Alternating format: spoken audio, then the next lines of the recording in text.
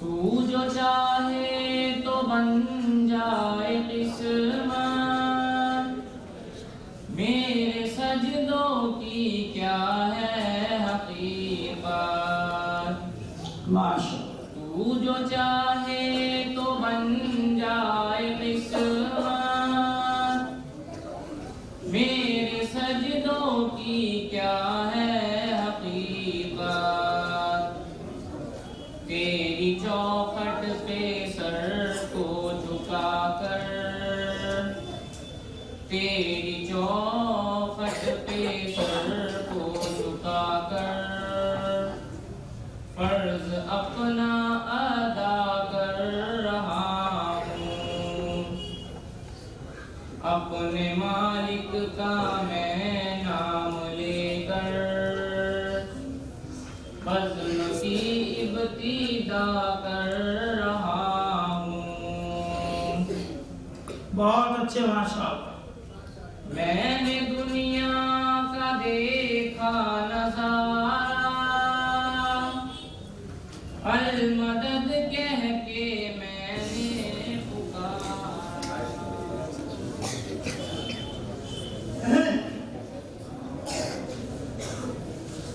بسم اللہ الرحمن الرحیم۔ الحمد لأهله والصلاة لأهلها والصلاة والسلام على رسول الله۔ رب اشرح لي صدري ويسر لي أمري واحلل عقدة من لساني يفقهوا قولي واجعل لي وزيرا من أهلي هارون أخي اشدد به أزري وأشركه في أمري۔ وقال النبي صلى الله عليه وسلم إنما الأعمال بالنيات، أو كما قال صلى الله عليه وسلم۔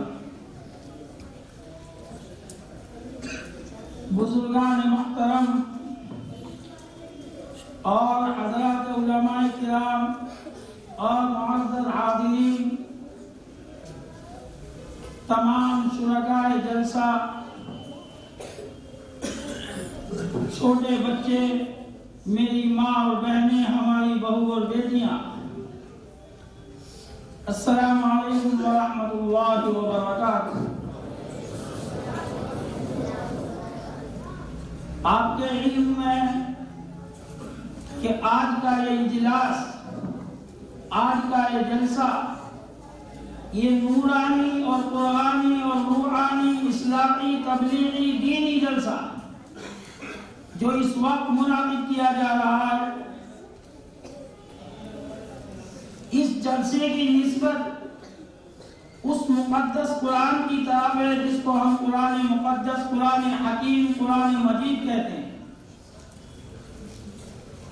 میرے بزرگوں، آپ کا یہاں تشریف لانا میرے لیے باعث فخر ہے۔ آپ کی موجودگی، آپ کا اپنے کاموں کو چھوڑ کر، اپنی ضروریات کو چھوڑ کر آپ کس لیے آئے؟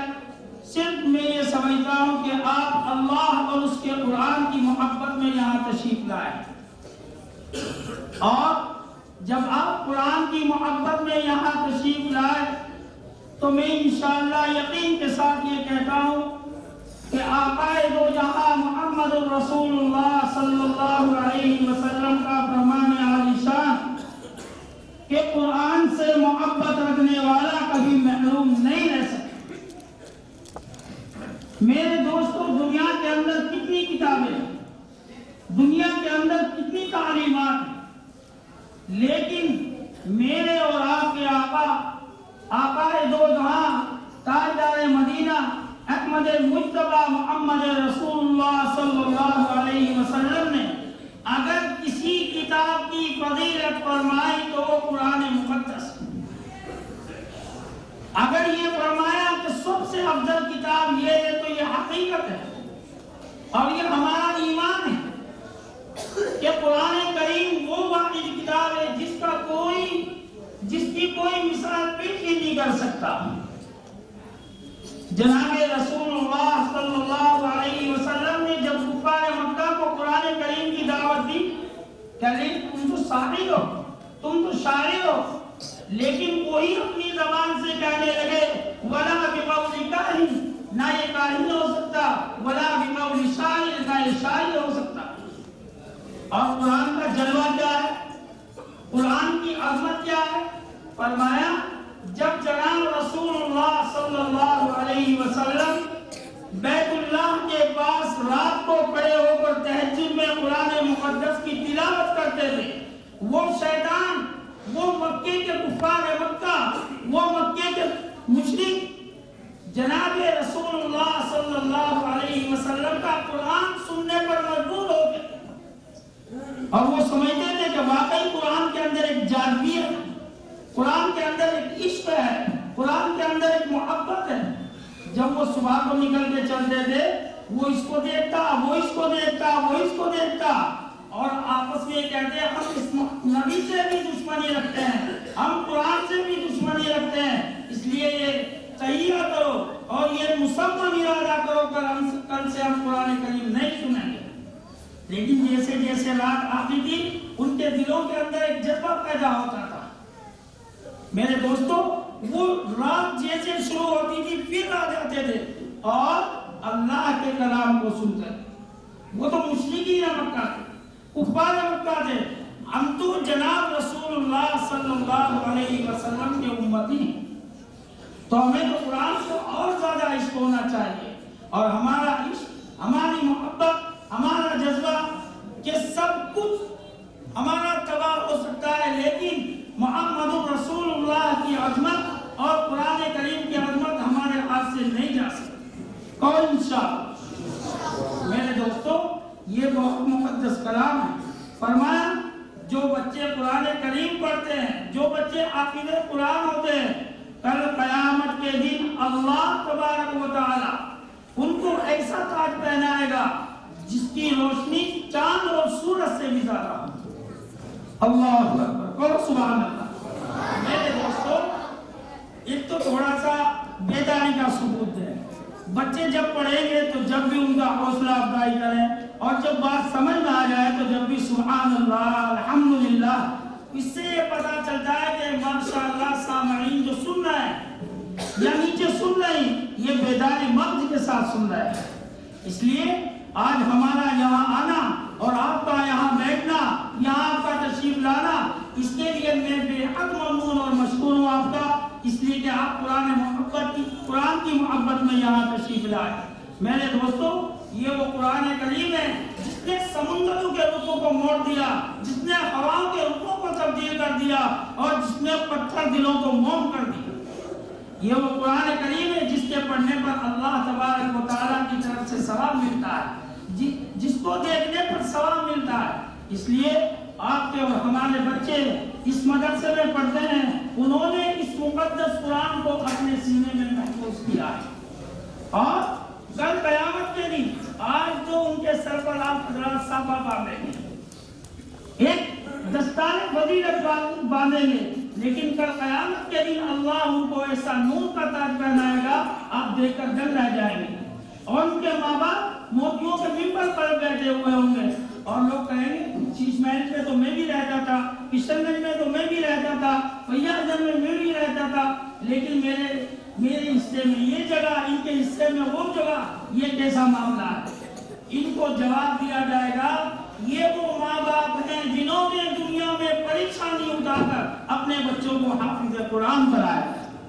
میرے دوستو، حافظ قرآن کی بڑی فضیلت ہے۔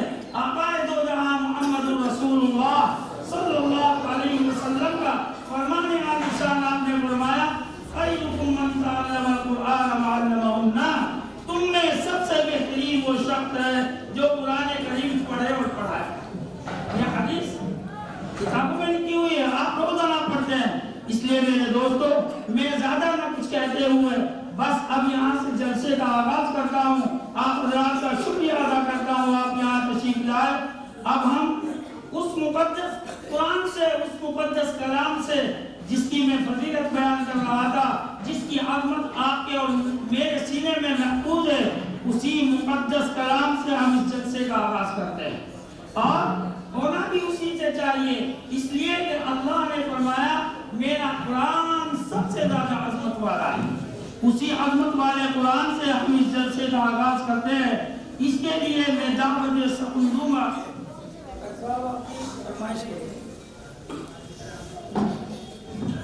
جہاں قاری ذوالفقار صاحب مبلغ مظاہر العلوم سہارنپور حضرت تشریف لائے اور قرآن کریم کی تلاوت سے ہم سب کو محسوس فرمائے. مائک پر قاری ذوالفقار صاحب.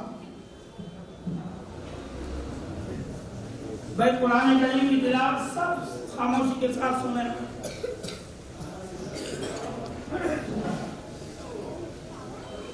أعوذ بالله من الشيطان الرجيم. بسم الله الرحمن الرحيم.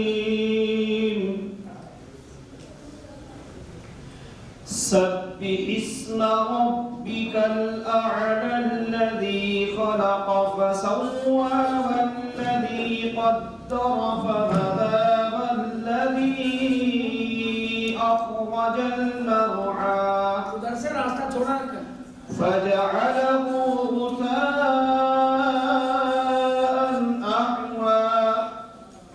سنقرئك فلا تنسى إلا ما شاء الله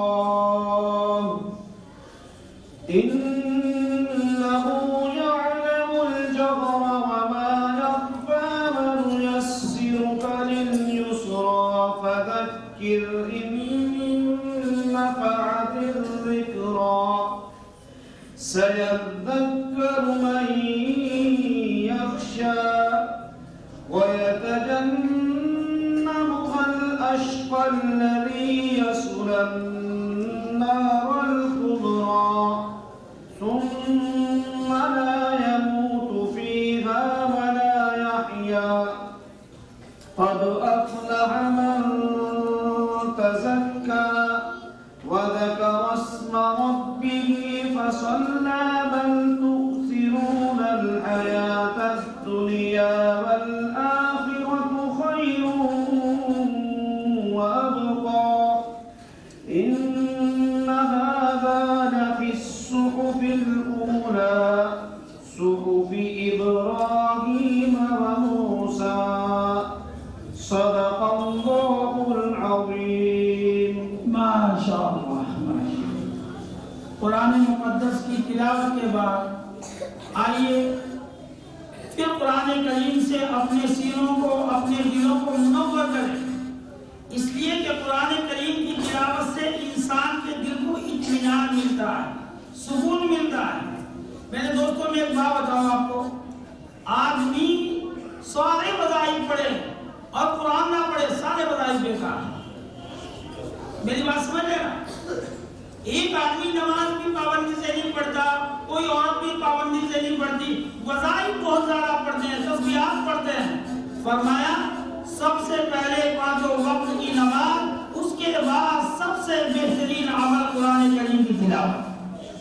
جس طریقے سے ہمارے لیے روزانہ کا کھانا, روزانہ کا پینا یہ ضروری ہے, اسی لیے ہمارے لیے روزانہ چاہے پاؤ پڑا ہو, ایک پڑا ہو, جتنا بھی ہو سکے قرآن کریم کی تلاوت کرنا ضروری ہے. ارادہ کریں اور نیت کریں انشاءاللہ ہم آج سے ہی قرآن کریم کی روزانہ تلاوت کریں گے انشاءاللہ. زور سے کہو انشاءاللہ. اب قرآن کریم کی تلاوت کے لیے میں ایک بچہ محمد مبشر یہاں آئے اور تلاوت قرآن کریم کریں. محمد مبشر, محمد رضوان.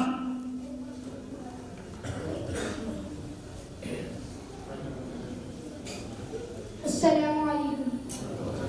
وعلیکم السلام. اعوذ باللہ من الشیطان الرجیم.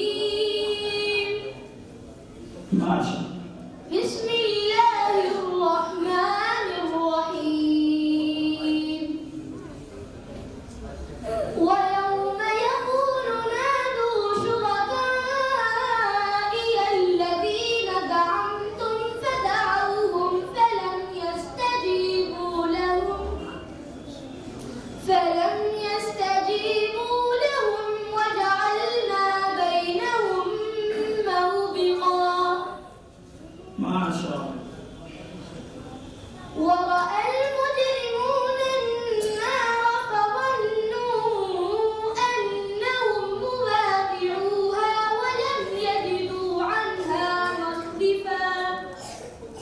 ماشاء اللہ. ولقد صرفنا في هذا القرآن للناس من كل مثل وكان الإنسان أكثر شيء جدلا وما منع الناس أن يؤمنوا إذ جاءهم الهدى ويستغفروا ربهم إلا أن تأتيهم سنة الأولين أو يأتيهم العذاب قبلا. ماشاء اللہ. سبحان اللہ. وما نرسل المرسلين إلا مبشرين ومنذرين ويجادل الذين كفروا بالباطل ليدحضوا به الحق واتخذوا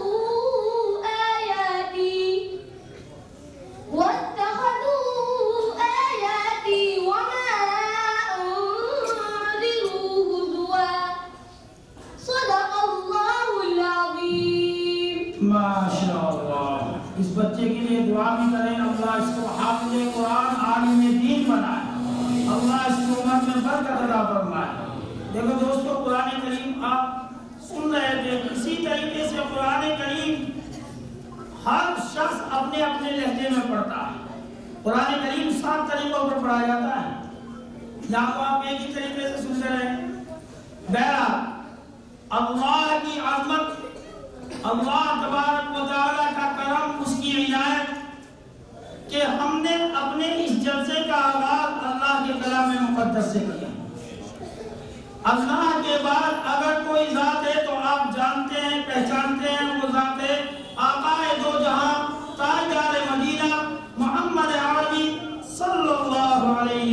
زور سے کہیں صلی اللہ علیہ. میرے دوستو, اگر محمد الرسول اللہ تشریف نہ لاتے تو آپ اور ہم یہاں نہ بیٹھتے.